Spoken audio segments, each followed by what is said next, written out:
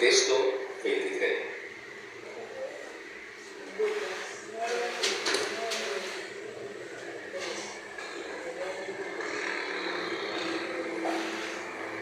Esta versión es la versión Pechita. Tiene otro lenguaje que nos va a ayudar a comprender, a clarificar mucho mejor lo que Cristo quiso expresar en ese momento. Lucas 9, verso 23. Dice así la palabra de Dios. El título aquí, el encabezado dice: condiciones para seguir a Jesucristo. ¿Cómo dice el encabezado de ustedes? Ahí. Pero no tiene un encabezado. Fíjense cómo aquí hay una diferencia entre esa versión y esta en el encabezado.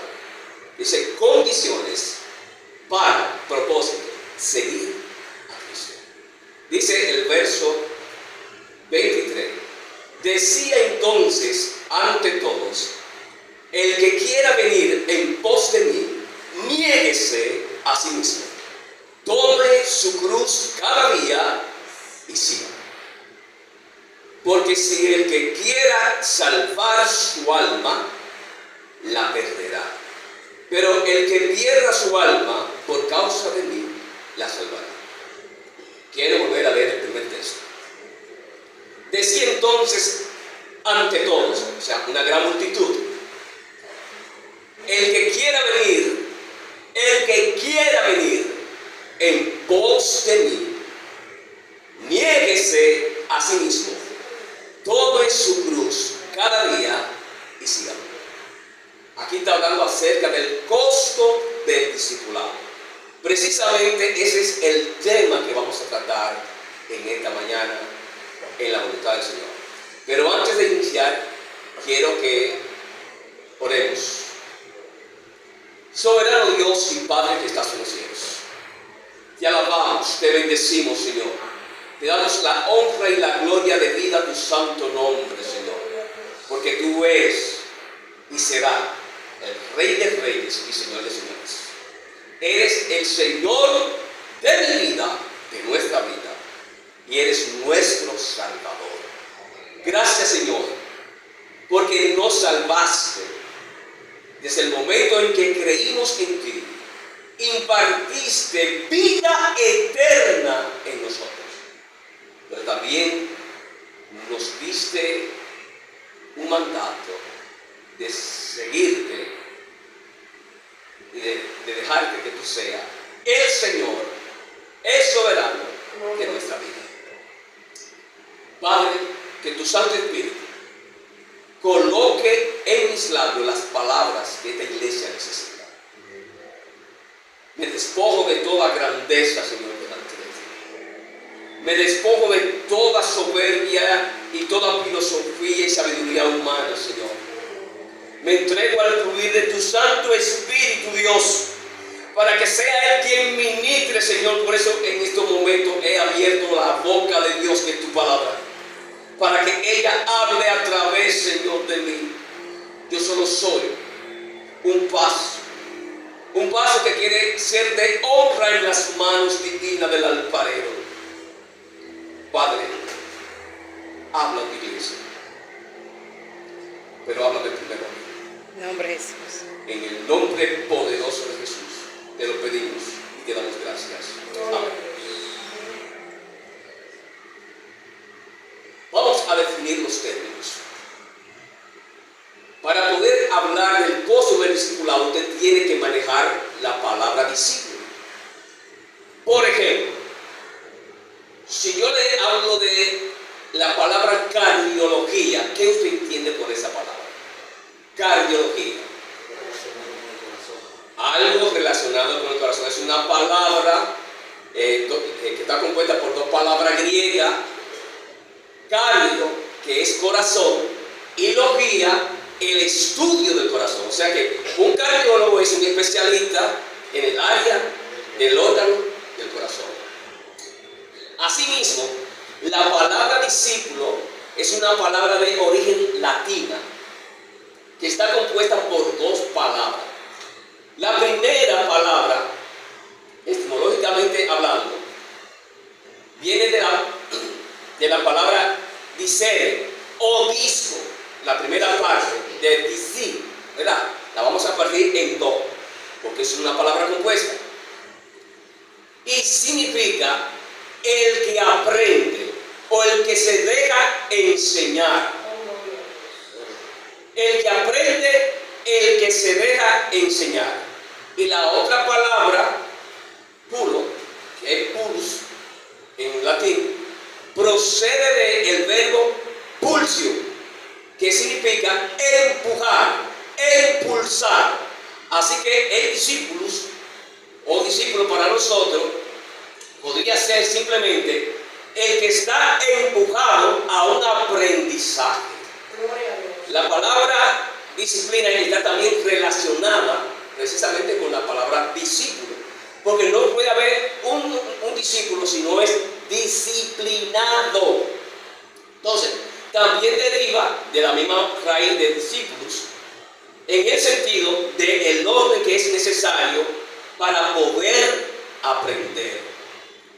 Ahora, teniendo esto claro, también está la otra palabra, la misma palabra, por ejemplo, en el griego, matete, que se refiere generalmente a cualquier estudiante o alumno. Un discípulo es un alumno, es un estudiante. ¿Ven cómo se entrelazan las dos palabras, tanto en el griego como en el latín? El que es empujado, impulsado, aprender. Entonces, aquí de este lado se refiere a un estudiante, a un alumno, a un aprendiz, a un partidario, a uno que sigue a un maestro. Entonces, teniendo esto ya bien claro y entendido, tanto en el Antiguo Testamento como en el Nuevo Testamento había escuelas de discípulos. En el Antiguo Testamento encontramos las escuelas de los profetas. ¿Recuerdan a alguien que siguió de cerca y que Dios le hizo una promesa a ese discípulo que iba a recibir una doble porción? ¿Lo recuerdan? Pero ¿qué tenía que estar para recibir esa doble porción? ¿Cerca de quién? De su maestro. En ese momento, ¿quién era el maestro? El profeta Elías. ¿Recuerdan? Elías le había dicho a Eliseo: si tú quieres recibir una doble porción de mi espíritu, tienes que estar conmigo en el momento en que el Señor me lleve. Y así mismo fue. Pues este hombre recibió la porción doble del poder de Elías. Ahora, en el Nuevo Testamento ya es más fácil de digerir la palabra. Había escuela de enseñanza, entre los cuales los mejores maestros de su época. ¿Ustedes recuerdan con quién estudió Pablo? El apóstol Pablo. ¿Estudió a los pies de quién? Se formó a los pies de Gamaliel. El apóstol Pablo fue un discípulo de Gamaliel. Que dicho sea de paso, Gamaliel era uno de los 5 mejores maestros en toda la región, no solamente del país de Israel, sino de toda la región en el mundo entonces conquistado por el Imperio Romano. Era una referencia. Entonces existían 2 escuelas de rabino, 2 escuelas que se dedicaban a ser discípulos. Estaba la escuela de Samai, de donde son los samaitas, de donde vienen lo que nosotros conocemos como la secta de los fariseos. Los fariseos eran aquellos que creían en la resurrección de los muertos, y creían también en los ángeles y en toda la ley. Por eso Cristo siempre le decía: óiganme, obedezcan todo lo que yo diga, pero no practiquen lo que yo hago. Porque era la escuela que estaba más apegada hasta ese momento se conocía como el Antiguo Testamento. Entre los fariseos más grandes estaban, como le dije ya, Gamaliel, estaba Zakai, estaba Johanán, estaba Jeremy, y a quien Cristo le dijo: eres tú el maestro de Israel. ¿Lo recuerdan? ¿A quién le dijo Cristo eso? ¿Lo recuerdan? Capítulo 3, Samuel. Nicodemo. Eres tú el maestro de Israel. Era en Israel el más grande de todos los maestros. Y estaba la otra escuela, la de Yigel, o los yigelitas, de donde salen los saduceos, que no creían en la resurrección de los muertos, que tampoco creían en los ángeles ni en visiones. Pero ya prácticamente, teniendo esto bien en claro, es simplemente un preámbulo para que ustedes manejen el concepto de la palabra discípulo y la relación que debe existir entre maestro y discípulo. Ahora, el texto que nos compete dice claramente, tiene una división natural que se divide en tres partes. Dice el verso 23: el que quiera venir en pos de mí. El que quiera venir en pos de mí. Entonces, tiene que hacer tres cosas. La primera, niéguese a sí mismo. Negarse a sí mismo. Cuando un maestro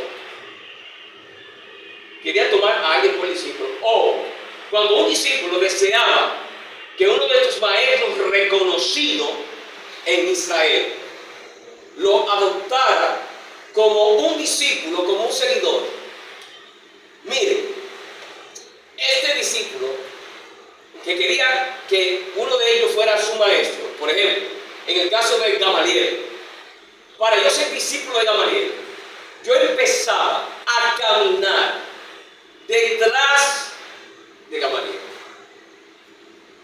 Ustedes saben que Israel, las calles eran polvorientas, y empezaba precisamente a pisar en las mismas huellas de ese maestro. Porque usted sabe que las sandalias dejaban en el polvo una huella, como en la playa cuando usted pisa en la arena, deja una huella. Y ese discípulo va a venir caminando en la misma huella. Cuando el maestro se da cuenta que ese joven está detrás de él, le dice: ¿qué quieres que haga contigo? Y el joven maestro: bendito es el polvo de la sandalia de tus pies, que ensucian mi ropa.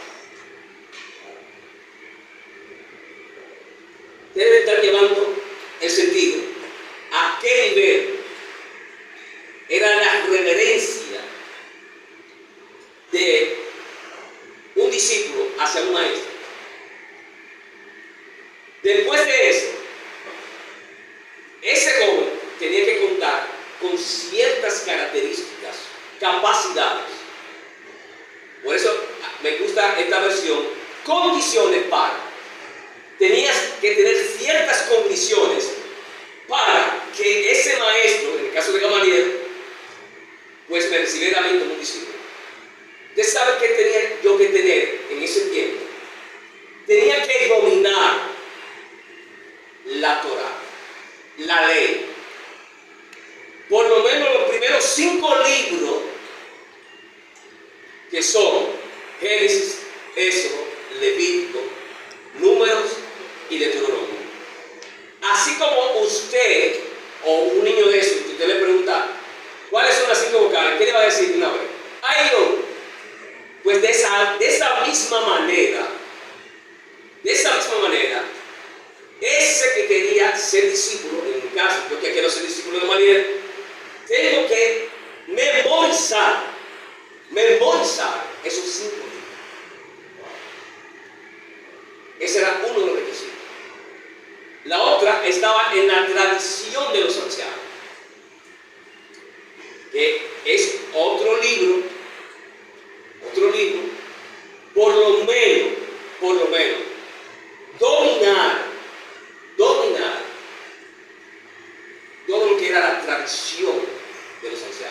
porque recuerden que había un costumbre que se enseñaban de una generación a otra.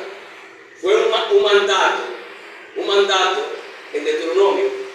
Tú le enseñarás a tus hijos, y tu hijo a los hijos de sus hijos, y los hijos de ellos a los hijos de sus hijos, hasta la cuarta generación. Y esa tradición pasaba de un legado a otro. Pues la Mishnah era precisamente la tradición de los ancianos. Y tenía ese joven que dominar también esas tradiciones. Entonces, era un examen exhaustivo que le hacía Gamaliel a Román, que soy yo, que tenía que pasar eso. Entonces, él me permitía morar en su casa. Note que la primera parte dice: niéguese a sí mismo. Yo tenía que dejarlo todo para ir a la casa de Gamaliel y ponerme en la posición de un doble. ¿Saben lo que era un doble? El esclavo más bajo de una casa. Yo tenía que ponerme en esa disposición para lavar la ropa de Gamaliel, para asistirle en todas sus necesidades, prepararle las comidas, desayuno, comida y cena, prepararle su agenda, lo que hace un asistente actualmente. Y cuando hubiera tiempo, recuerda lo que hizo Nicodemo. ¿Por qué usted cree que Nicodemo fue donde Jesús de noche? Era porque sabía que ya ese era el tiempo de descanso del Señor. No era por otra cosa. Él como maestro sabía lo ocupado que era. Y él como maestro sabía lo ocupado también que él era en su ministerio. Pues cuando terminaba ese tiempo, entonces ese maestro Gamaliel empezaba a dedicarme a mí. Miren el costo, el sacrificio que tenía que hacer un discípulo para ser aceptado por un maestro. Gloria a Dios. Ahora como que estamos entendiendo el texto, ¿verdad que sí? Gloria a Dios. El que quiera venir en pos de mí, el que quiera, tiene que tener el deseo, la voluntad para hacerlo. Y luego, despojarse de su propia voluntad para aceptar la voluntad de su maestro, de su Señor. De su Señor. El mejor ejemplo que podemos utilizar para ilustrar esto es el mismo ejemplo de Jesús. La Biblia nos dice claramente que en Marcos 10:45 Jesús dijo: porque el Hijo del Hombre, que fue un término que él utilizó, que en el Nuevo Testamento se utiliza unas 83 veces para referirse a la humanidad y humildad del Mesías, el Hijo del Hombre vino para servir, no para ser servido. Oigan bien, no para ser servido. ¿Por qué? Porque Cristo, aunque era Dios, sujetó su voluntad a la voluntad del Padre que le dio. Gloria a Dios. Hay uno de los Salmos 48 que dice: adoraste mi hombro, mi oreja, que era la costumbre cuando alguien que por voluntad de su amo quería libertar por su servicio agradecido de un siervo, lo quería libertar para que éste fuera libre con su familia. Pero si él no quería ser libre y quería seguir siendo siervo de ese amo que lo quiso dejar libre, en el año de la libertad, porque en el año, cada 7 años se tiene que dar libertad a los esclavos para que no haya esclavitud en Israel. ¿Qué resulta? Que ese esclavo, si quería seguir sirviendo a su Señor por gratitud, le decía: no, yo quiero seguir siendo tu esclavo, yo quiero seguir siendo tu siervo. Entonces ese amo buscaba a los ancianos de la ciudad y agarraban en la puerta principal, uno de los postes, con una lesna, con una aguja, le traspasaban la oreja, y eso significaba que ya ese siervo era un un esclavo por voluntad. Recuerden que los esclavos no tenían voluntad. Tenían que hacer lo que su señor le dijera. Gloria a Dios. Pero ahora, voluntariamente, él decide someter su voluntad a la voluntad de su amo, porque ya era libre. Gloria a Dios. Ahora, aquí vemos claramente que Jesucristo vivió esto. Se hizo esclavo por amor. Por voluntad del Padre se sometió a la voluntad del Padre, porque él era Dios. Dice claramente en Filipenses capítulo 2, versos 5 en adelante: haya pues en vosotros este sentir que hubo en Cristo Jesús, el cual, siendo en forma de Dios, siendo igual a Dios, no se aferró a su condición de Dios, sino que se despojó a sí mismo. No fue que él se dejó de ser Dios, no fue que él dejó de manifestar de manifestar todo su poderío, todos sus atributos divinos, tanto lo comunicable como lo incomunicable. No, porque él nunca dejó de ser Dios, sino que sujetó su voluntad para solo hacer lo que el Padre le había enviado. ¿Y a qué Dios le había enviado? A salvar el mundo, Gloria a Dios. a morir por ti y por mí. Y él se sujetó hasta los hombres. Por eso Dios le dio un nombre que es sobre todo nombre, para que en el nombre del Señor Jesucristo, así como él se humilló hasta los hombres, lo exaltó, coronándole con un nombre que es cuyo Señor, y lo declaró Señor, no solamente de los cielos, sino de la tierra y debajo de la tierra, para que toda lengua tenga que confesar que Jesucristo es el Señor. ¡Gloria a Dios! ¡Gloria! ¡Gloria!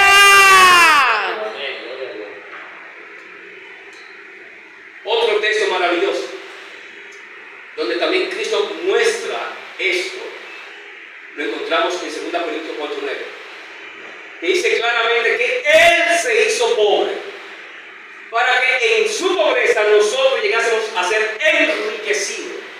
La misma expresión, Él no vino para ser servido, sino para servir y poner su vida por los demás. Ahora, hay un texto que me fascina, que es a donde yo lo quiero llevar, que está en la primera carta del apóstol Pedro, y quiero que vayan conmigo y lo lean, porque me gusta que participen conmigo. En primera de Pedro, capítulo 2, verso 21. Me encanta ese texto, precioso ese texto. Ese texto a mí me ha marcado de por vida. Primera de Pedro, capítulo 2, verso 21. Primera de Pedro. Léanme ese texto para luego yo leerlo desde aquí. 2:21. ¿Cómo dice en esa versión? De Reina Valera. Dice en el capítulo 1 de Pedro, capítulo 2, Verso 21. dice: pues para esto fuisteis llamados, porque también Cristo padeció por nosotros, dejándonos ejemplo, para que sigáis sus pisadas. Para que sigáis sus pisadas. Ustedes están Gloria a Dios. mirando la expresión que hay ahí. Me encanta. Claramente está hablando del discipulado. Dice este pasaje aquí: porque para esto, porque, hay un porque, ¿verdad? Porque para esto fueron llamados. Ustedes los fuimos llamados ¿a qué? Como también Cristo murió por nosotros, dejándonos este ejemplo para que sigamos su pisada. Recuerda que el discípulo tenía que ir pisando precisamente. Cristo nos ha marcado la dirección de cómo se debe vivir la vida cristiana, de cómo debemos obedecer a nuestro Maestro, de cómo nosotros debemos reaccionar a ese llamado que Cristo le hizo a la multitud. El que quiera venir en pos de mí, tiene que hacer eso. Lo primero, negarse a sí mismo. Gloria a Dios. Y negarse a sí mismo, si usted lee en ese mismo libro de San Lucas, en su capítulo 14, los versos 23 y 26 y 27, allí se va a encontrar: el que no aborrezca por causa mía, su propia vida, tiene que aborrecer madre, padre, hermano, hijo, hija, bien, lo que sea. Y el término aborrecer, para que me entiendan, no se entiende como nosotros lo entendemos aquí. Es amar menos. Por ejemplo, para ilustrarse, recuerda la historia de Jacob con Labán. 7 años trabajó Jacob por Raquel, pero le entregaron la mayor porque era un engaño de Labán a Jacob. Pero él siguió trabajando 7 años más por la que él amaba. Trabajó 7 años más y le entregaron a Raquel. ¿Qué pasó con ella dos? Como Jacob amaba más a Raquel y menospreciaba, el término menospreciar es lo mismo que aquí aborrecer, amaba menos a Lea, porque aquí era, ¿dónde estaba su corazón? Era en Raquel. Y aunque Lea era una de sus esposas, la primera, su corazón no estaba con Lea. O sea, ¿qué significaba esto? Que él amaba más a una que a otra. Entonces, lo que quiere decir ese texto, el que no aborrezca primero su propia vida para poderla salvar, antes de amarte a ti mismo, tienes que amarme a mí. No puedes anteponer otra cosa en mi lugar. Dios exige el primer lugar Oh, gloria a Dios. en nuestro corazón. Así es. ¿Cuántas veces nosotros tenemos otras cosas entronadas en nuestro corazón? De hecho, muchas veces somos hasta narcisistas. ¿Sabes lo que significa la palabra narcisista?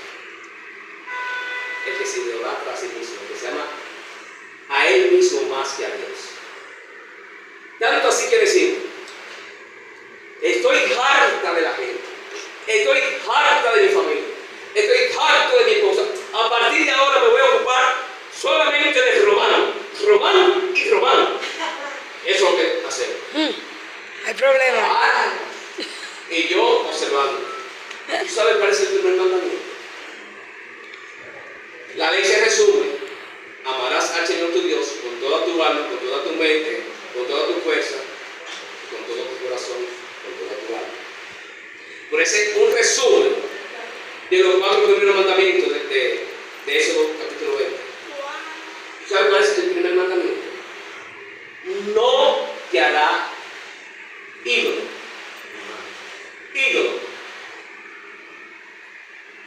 Imagen. ¿Qué es lo mismo? No te hará ídolo. Y allí la palabra no es solamente lo que usted comúnmente por tradición se le ha enseñado o entiende. Entendemos que el idólatra es aquel que se inclina a un bendito cuadro, a una estatua. No. Hay ídolos que están en nuestro corazón. Así es. Ya acabé de decir que muchas veces nosotros hacemos ídolos de nosotros mismos, el narcisismo. Hay un hijo entre los hijos que tiene el primer lugar. Yo tuve que darle una enseñanza tremenda a Jacob. Le derrumbó la idolatría, porque hacía diferencia entre unos y otros. No porque el otro sea más obediente que el otro, usted tiene que hacer diferencia, usted tiene que amarlo porque son sus hijos. Y la Biblia dice que usted tiene que amar a sus hijos, porque son una herencia de Dios, bueno o malo. Ahora, Dios se encargará de recompensar la obediencia de aquellos que lo honran y los que no los honran de sus hijos. Pero usted, su deber es amar, sin diferencia. Ahora bien, continuamos. Niéguese a sí mismo. Hay un texto de Romanos, capítulo 6, verso 6, que quiero que lo lean conmigo, para que ustedes vean lo que dice aquí la palabra de Dios. Romanos 6, 6.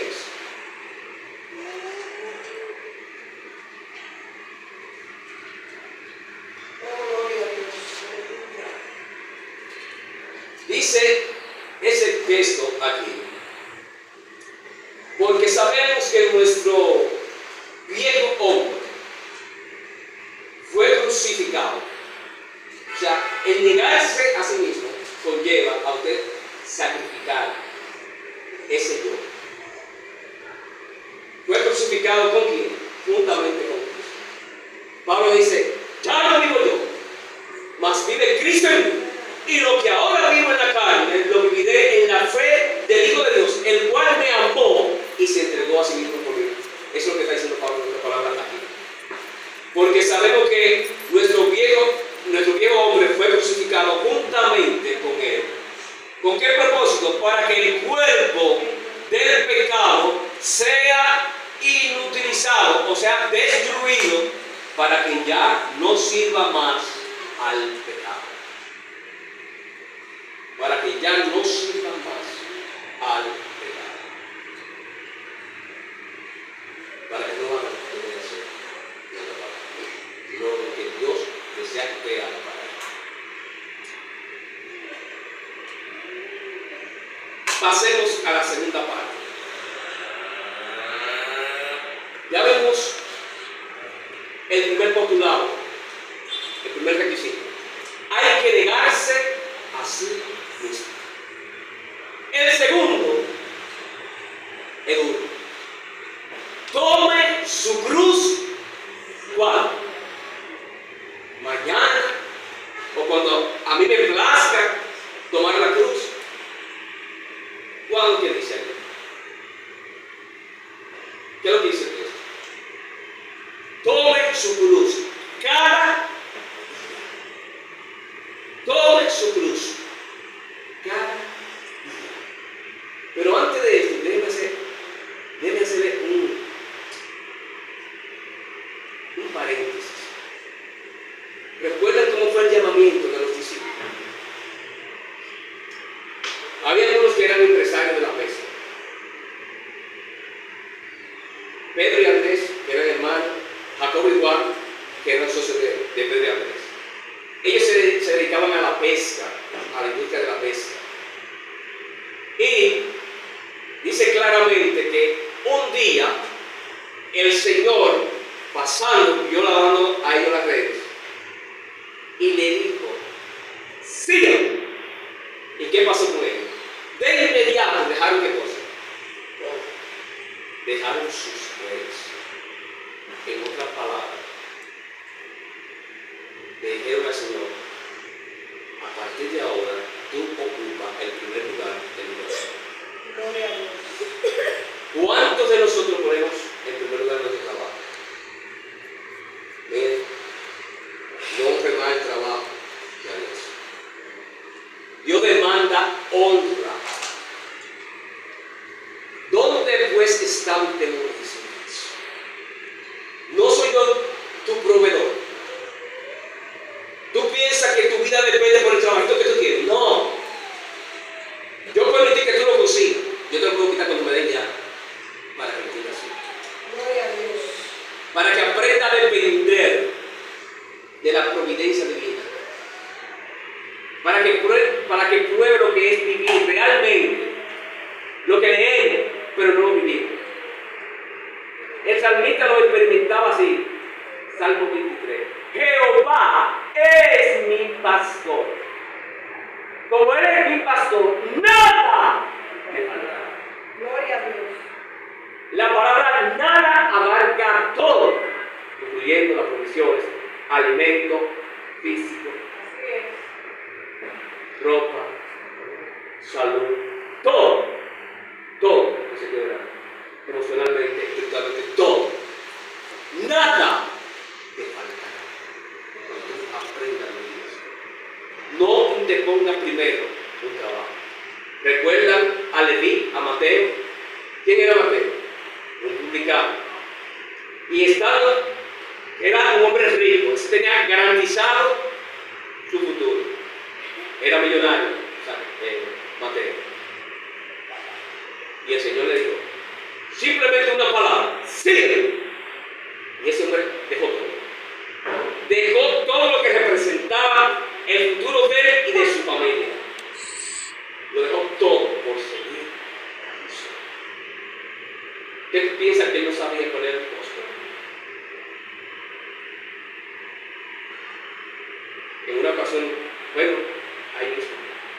Pero nosotros lo hemos dejado todo y te hemos seguido, Señor. Y el Señor confortó el corazón de sus discípulos. Mira, Pedro, todo aquel que se haya negado a sí mismo y lo haya dejado todo, recibirá 100 veces más aquí en esta tierra. 100 veces más lo que usted pueda dejar. Gloria a Dios. Óigalo bien, y eso es una promesa. 100 veces más y la vida eterna. Terrenalmente estarán cubiertos por toda la provisión de vida. Mi Dios pues suplirá todo lo que os haga falta conforme a sus riquezas en gloria. Y luego la vida eterna. Para siempre con el Señor. Entonces continuamos. Tome su cruz cada día. Tome su cruz. Ahora, cuando el Señor Jesús le dijo esto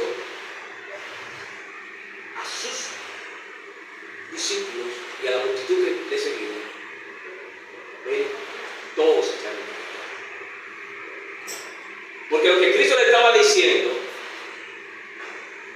el que quiere tomar esta decisión de venir en pos de mí, tiene que tener bien claro que en cualquier momento su vida le será quitada por causa de mí. Por eso él decía, el que pierda su vida por causa mía salvará su alma. Pero el que no la pierda, el que decida dejarme a mí por salvarse así, según él, y no ponerse en el riesgo de que el imperio romano lo crucificara, la iba a perder. Ellos entendieron claramente ese llamado. Gloria a Dios. ¿Recuerdan la conversión de Pablo? Se la voy a ilustrar con Pablo. El apóstol Pablo, camino a Damasco, creyendo que lo estaba haciendo bien porque era un hombre obediente a la ley, perseguía a los del camino, a los cristianos, a los que seguían a Cristo, predicando el evangelio por todos lados. Y él decidió pedir carta para eliminarlos a todos.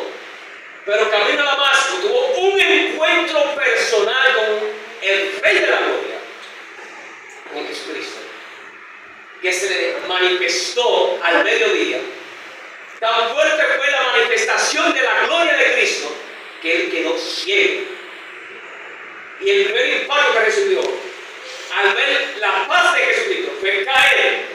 No se sabe si fue de una carreta, de un camello, de un caballo, pero él cayó como un muro de un muro. Pero él cayó a tierra. Gloria a Dios. Fue postrado. El orgullo de Pablo, la voluntad de Pablo, fue sometida a la voluntad de Cristo. Y Cristo le dijo a Pablo, tú una cosa te es dada, cosa que te la digo. Lo que Cristo le estaba diciendo era las carretas que se amarraban a las bestias. Cuando ellos empezaban a patear por rebeldía, que ya estaban cansados o hartos de que le dieran azote para correr, empezaban a dar patadas. Pero ¿qué pasaba? La carreta tenía abajo unos ganchos, como si fueran clavos, que cada vez que pateaban se herían. Entonces, ¿qué pasaba? Oye, deja la suerte, que como quiera, esa lucha es en vano, tú la vas a perder. Que vas a sufrir luchando contra mí, siguiendo los míos, eres tú. Una cosa está, cosa que me la gloria. Y Pablo dijo, ¿quién eres, Señor? Y yo soy la que te persigue. Y luego dice, ¿qué quieres que yo haga, Señor? Mire cómo se quebrantó la voluntad de este hombre. ¿Qué quiere que yo haga? Y este fue el hombre que a partir de ahí Dios utilizó para llevar el evangelio a lo más recóndito, Gloria a Dios. hasta Roma, hasta el emperador. pero tuvo que pagar el precio de tomar su cruz. Lo primero que Pablo perdió fue su familia, porque para ser miembro del Sanedrín tenía que estar casado. Su familia abandonó a Pablo desde que él tomó la iniciativa de seguir a Cristo.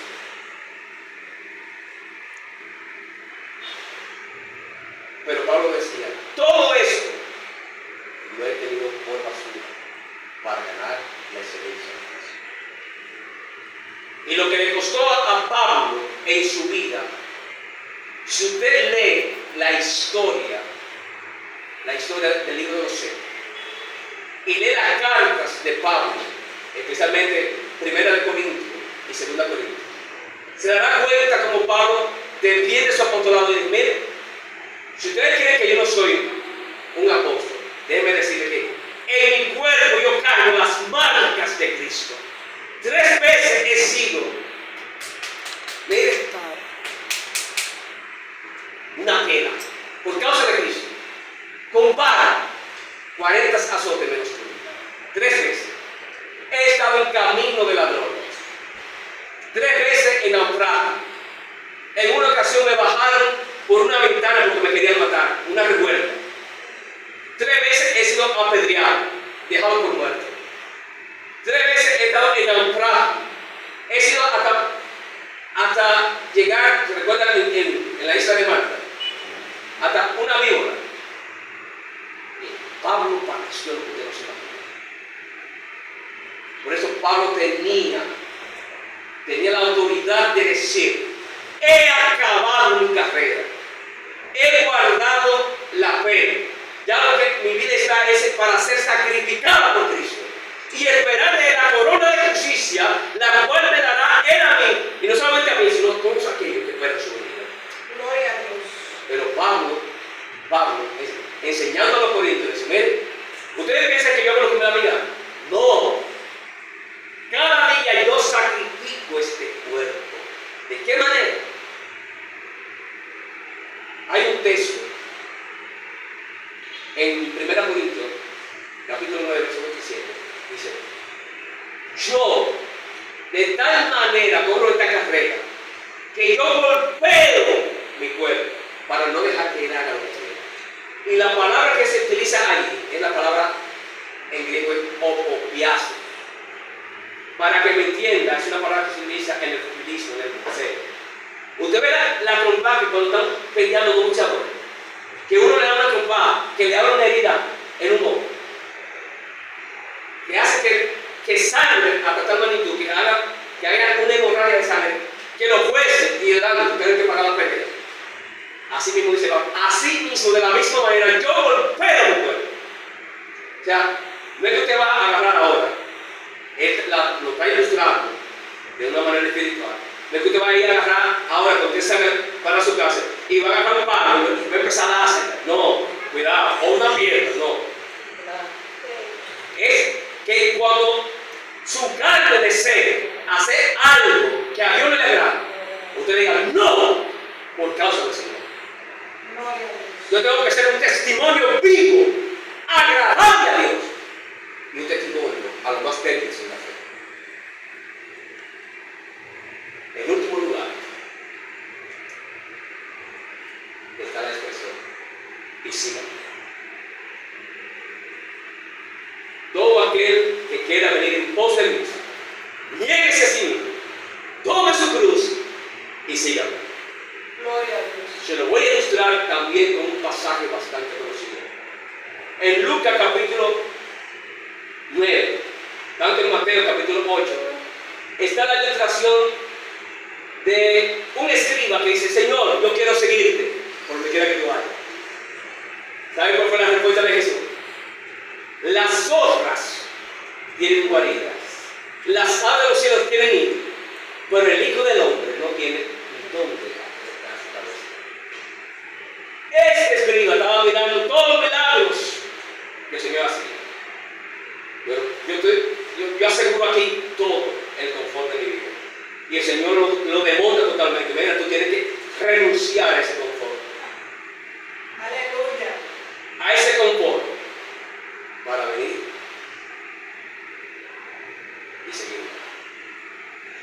está dispuesto a dejar el confort, a dejar de estar sentado. Qué bueno con estos calores. Ver, no es fácil.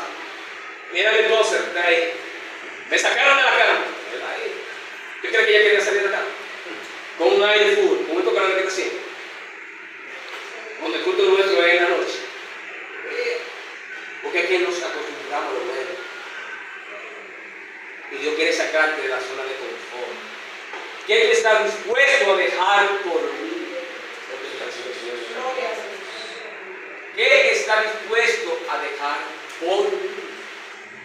Hubo otro que cuando vio eso, bueno, a ese le dijeron eso: maestro, deja que yo entierre a mi padre y después yo te voy a seguir. ¿Sabes lo que le está diciendo ese al Señor? Dame el tiempo de que mis padres se mueran para yo recibir la herencia, porque yo sé que hay que confiarse. Y el Señor le dijo a él: deja que los muertos mundanos que los muertos y ven y siguen. Y otro pasó por igual. Señor, yo también quiero seguirte. Y al otro le dijo así, le dijo claramente: nadie que ponga su vista en el arado mira hacia atrás, sino que continúa hacia adelante. Sí. Sí. ¿Y sabe qué pasa cuando usted está dando una yunta de oro y mira hacia atrás? El surco que usted está llevando de lechito, por mirar hacia atrás, se tuerce. Y lo que va a dejar un surco torcido. Dios no quiere que usted camine así. Deje todo como hizo Gedeón. Recuerden, mató a los bueyes, hizo una piedra, se lo voy a comer. Me voy a comer profeta. Me voy a hacer la voluntad de Dios. Gloria a Dios. Y voy a destruir a los amanecidos. Eso es lo que tenemos que hacer. Concluyo diciendo: ¿tienes el deseo de venir en pos de Cristo? Gloria a Dios. Ya Dios te ha declarado lo que tienes que hacer. Tienes que negarte a ti mismo. Tienes que renunciar a lo que tú más amas. Está decidido, inclusive, de dar tu vida por la vida de Cristo. Y seguir.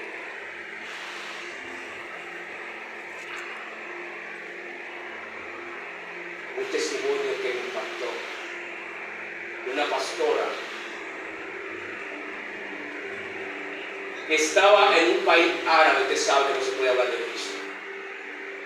A esa mujer la ganaron,